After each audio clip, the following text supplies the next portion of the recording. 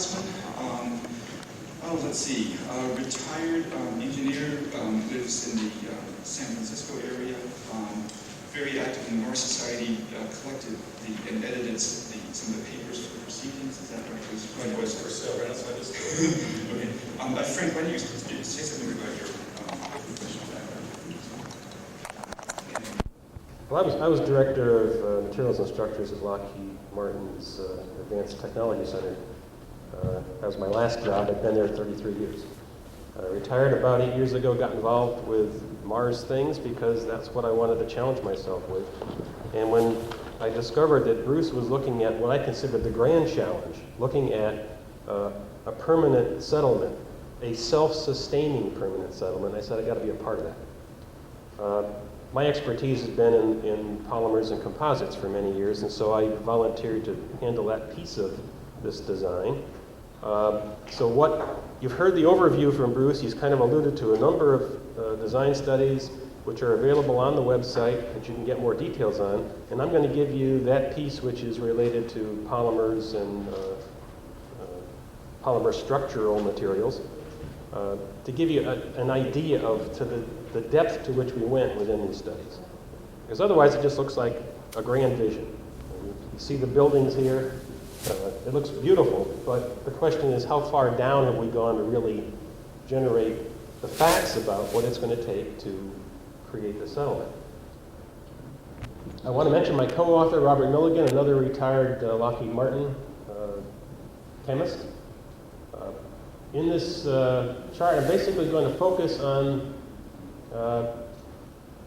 taking our current knowledge of the chemical makeup of the Mars regolith and its atmosphere and develop a sequence of chemical processes to produce sufficient quantities of the chemicals and reagent stock materials that allow us to synthesize three important polymers.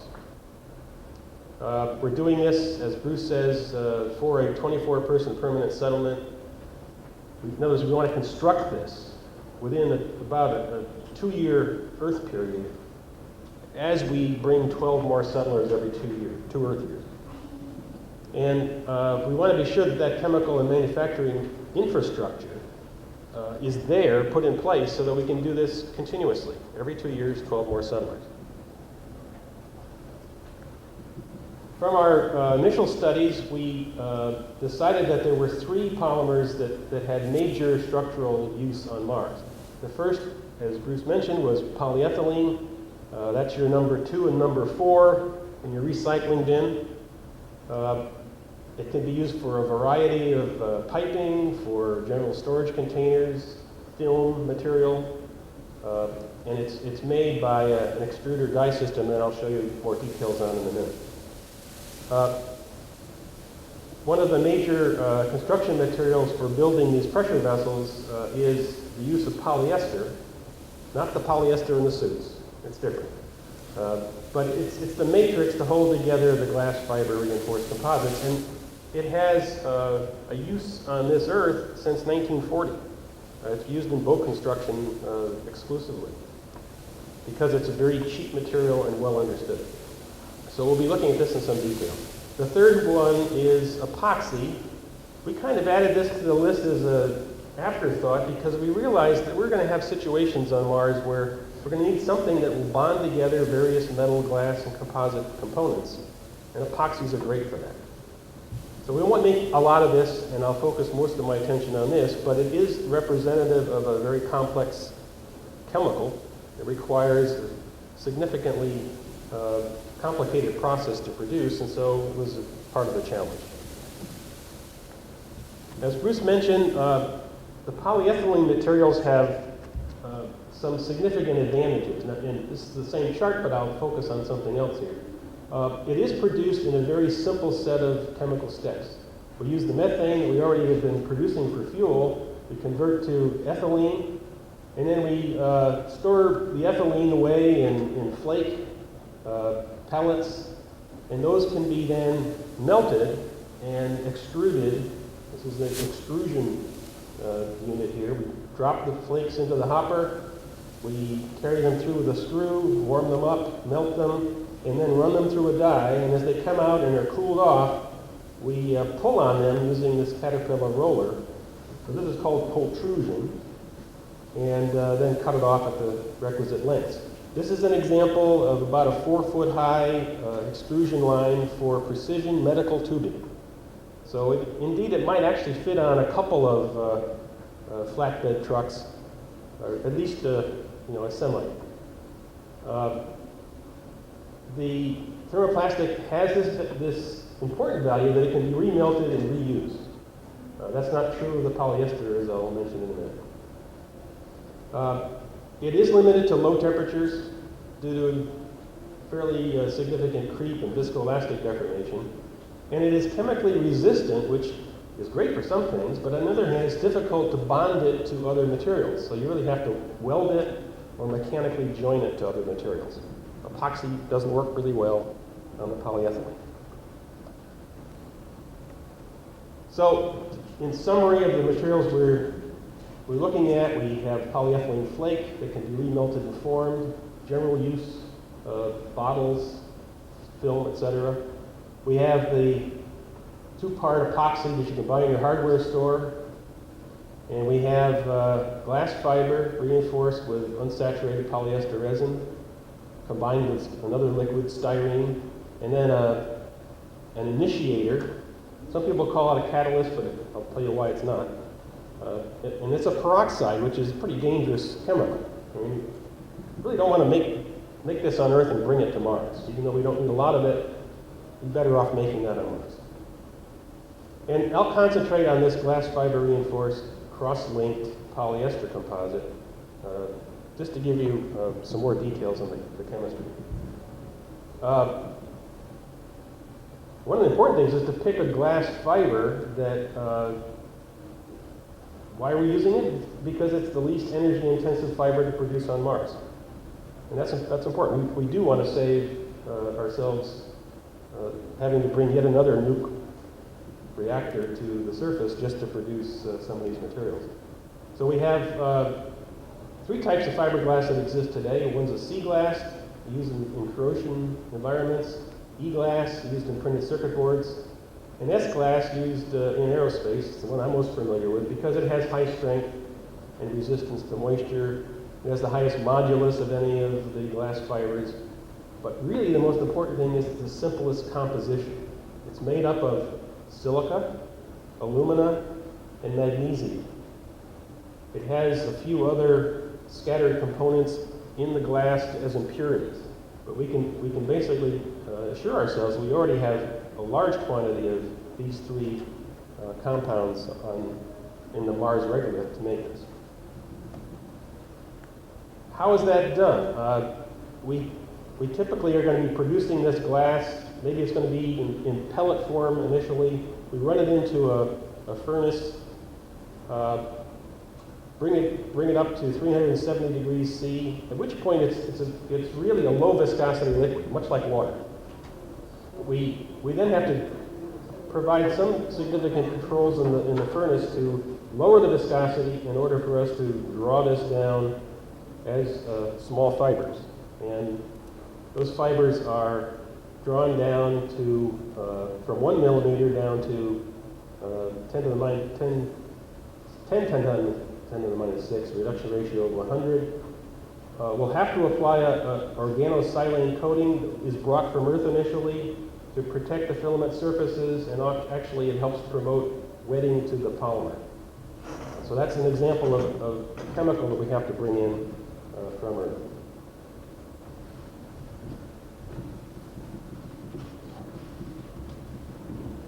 Bruce showed you some of the cross sections of these pressure vessels. There's a man here, you may barely be able to see the back of the room, but it's almost on the same scale of these windmills that are produced in Holland, used today, fiberglass reinforced windmill blades. And so the scale is basically comparable to what is being done today on Earth. There are several methods that can be used to make the composite. Usually it's done with high pressure and elevated temperatures. Autoclave cure, which requires a massive pressure vessel, it's not something that we're going to import from Earth. We could use something called vacuum-assisted resin transfer molding. Boeing uses this on wing components, but it requires basically the pressure of Earth's atmosphere, 1 atmosphere, that differential to a vacuum to drive the liquid polymer into a dry set of fibers. And it also requires us to bring a weaving machine from Earth to Mars. And then, again, these are concepts that require a lot more mass than maybe we can do in the short term here. So we've gone to low pressure, low temperature cure processes, and this filament winding process that's illustrated over here is one of those. Doesn't require any additional pressure other than atmospheric pressure in this case. Open mold processes include hand layups, and there's also a spray-up technique that I'll show you for chopped fiber composite. Bruce showed this diagram. It's an illustration of the fact that we may choose to go vertical with a filament winding machine, simply reduce the mass of the mandrel that's used to provide an overwrap. As we wrap over this mandrel, we want to minimize the weight of that. You saw on the previous slide that it can be quite massive. And this process allows us to use a very thin mandrel, a skeletal type of mandrel inside with a rubber inflatable that's used to allow us to wrap over it. And then we collapse it, take it out, and we have the finished module. The filament winder is very much like a lathe. Instead of the cutting arm, you basically have the arm that adds material, and this is an illustration of that. So it doesn't require, again, this would fit on a flatbed truck. The spray-up process basically uses continuous glass reinforcement that comes in here. It gets chopped up in the gun, and it gets sprayed in combination with the catalyst or initiator and the resin on the inside of this boat mold, as an example. It's a process that's used to produce, hundreds of ton vehicles right now. And it also is something very much akin to the robotic paint spraying techniques that are used in the auto industry. So this can be quite automated very easily. Now, the real challenge, and that is, how do we make polymers on Mars? I'd like you to imagine a world without polymers. You wake up in your bed one morning, you discover that all man-made polymers in your daily life have disappeared. You have no sheets, no toothbrush, no computer, no mouse, no microwave, no phone. You might have some cotton undergarments remaining, but as my co-author reminded me, you have no elastic to hold them up. Now combine that with a world without oil, because that's what we have on Mars, at least as far as we know. You've awakened in a world where oil is non-existent, you have no oil power, no gas heat. We've got other ways around this, but we have no petroleum chemical stocks from which most chemicals and polymers are now made on Earth. That's the way we make all of these polymers. So we've got to be able to synthesize and manufacture polymers pretty much from scratch using the available in situ minerals and gases on Mars. Let's see what that is. We know that we have these resources. We have in the atmosphere carbon dioxide, nitrogen, in the regolith, water, salt, gypsum, silica, alumina, magnesia. We know that in the making of methane, fuel, and oxygen, we'll be producing carbon monoxide and methane. And of course, we have hydrogen and oxygen from the electrolysis of water. Why do I just list these building blocks? Because this is all we need to make the polymers. Now we work ourselves backwards from the polymers. And I'll start with the unsaturated polyester resin, which is combined with liquid styrene to make the cross-linked polyester, as it's called in the composite. The unsaturated polyester resin is derived from maleic anhydride. And I'm going to start numbering these because these are the materials we have to produce as we work our way back to the starting materials. Butane, and I'm also including in here the reactants, oxygen, the catalyst that might be needed. We've carried it down to that level, and I'll show you a couple of those diagrams. That's made from butene. Butene is made from methanol. And that is in turn derived from our 3 of our 12 building blocks. It's also combined, maleic anhydride is combined with ethylene glycol to give you that, and that requires oxirane and ethylene. And then styrene is produced from ethylbenzene and benzene. And again, we get down at the bottom to those things that we already have available to us on Mars. The initiator is another example of material that we prefer to make on Mars because it is dangerous. It explodes very easily. And you can see just what's needed to get to that point. You have butanone, butanol, hydrogen peroxide, which is made from sulfuric acid, made from sulfur dioxide, and eventually from gypsum, and some hydrochloric acid produced from sulfuric acid, as well as sodium chloride. So in looking at the total number of chemicals needed to make polyester, the answer is 18. And if you look at all 3 polymers that I mentioned, epoxy, the polyethylene, and the polyester, we come up with the need for 8 inorganic chemicals, which actually turned out to be common reagents that are really going to be needed for many other processes on Mars. 30 organic polymer precursor chemicals, I'll call them, and some imported catalysts from Earth. Some of these, I'm sure we'll find quantities of some copper, some nickel, etc. on Mars, but at the moment we're going to import the small quantities because as catalysts, they are recoverable. So we don't have to bring a lot from Earth. To give you some idea of what we did to develop this reaction sequence, we conducted literature reviews, patent literature reviews, as well as a chemical handbook. And this shows you that, for example, taking cumene and making phenol, we've identified the range of pressures needed, the temperatures needed, the co-reactants, and also materials that come off of the reaction we can use for other processes. What's missing on this chart, I have to point out, is that we don't really know the kinetics of this. Because the kinetics depend very much upon the reaction chambers that we put them in. And we're going to have to size those reaction chambers before we have that full story. Bruce showed you the chart. I'm not going to go into much more detail other than to say that we're looking for sequences of these reactions so that we can minimize, as best we can, the number of chemicals that have to be produced. So as we look at our starting blocks over here, we go to methanol. Methanol can provide us ethene, propene, and butene, which have a variety of uses in producing these more complicated chemicals. And so the basic idea here is to understand enough about the sequence of these reactants to minimize the total effort.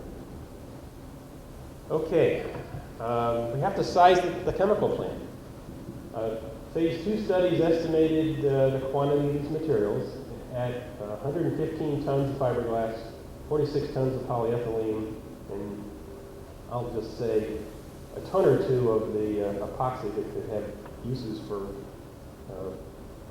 many years. And these have to be produced in a 40-day period at an average daily production rate of something on the order of 70 kilograms per day for the polyester resin. So we can look at that number and then break that down into the fact that the resin includes production of 45 kilograms of unsaturated polyester resin in combination with styrene. And if we do this in one batch, a day process is on the order of 9 gallons, 10 gallons. So just imagine 10 gallons of milk in front of you, not a large quantity. And so that means that the chemical plant needed to produce these quantities is more than laboratory scale, like this. Maybe you saw Robert Zubrin's methane production that was done basically for a Mars sample return mission, but it was basically laboratory scale. This is bigger than that, but it's not huge. It's on the order of what pilot plants are shown here. Here's a person. For the pilot plant, we could probably build this and put this on a fairly substantial semi-truck. But these reactors can be used for multiple chemical processes. We can run reactors to produce one chemical one day and another day. So the conclusions are that we've analyzed these requirements for chemical processing and polymer manufacturing. We've done this so that we don't have to rely upon a petroleum precursor, because at the moment we don't believe there is any on Mars. We've established a reaction sequence and conditions, and we've established the production of a range of chemicals and reagents that have really a lot of other uses on Mars for the refining of metals and ceramics. Now, where do we go from there? This is a plot of the pressure of the reaction versus the temperature, and I've scatter plotted all of the reactions that were needed. You can see that they group up. So we could design a plant that will use several batch reactors that operate in different temperature pressure ranges. Clearly there's one here at low pressure, there's another at medium pressures, and we'll have to have some very specific reaction chambers for those outliers. 5 minutes. Okay. So what we're looking for is, as the next step, is to understand that the reaction products must be stored and or fed as reactants to the next reaction sequence. So plant design requires us to look at that. The chemical chambers should be designed for production of different chemical products in the same temperature and pressure regime. We have to prototype these reaction sequences in that set of chambers in order to establish the reaction kinetics and the optimum temperature and pressure conditions, catalyst type, and the yield of each reaction. That clearly has to be done on Earth before we ever get to Mars. Like most pilot plants, the Mars Homestead chemical processing plant will likely use these batch processes rather than a continuous one. And that requires that we consider how to do this so that it's not human labor intensive. It will of necessity require robotic support and automated sensing and control equipment. And we are actively soliciting the help of those folks out there in the chemical engineering area at universities or research institutes to flesh this out in some more detail. So with that, I'll thank you very much for listening and entertain questions.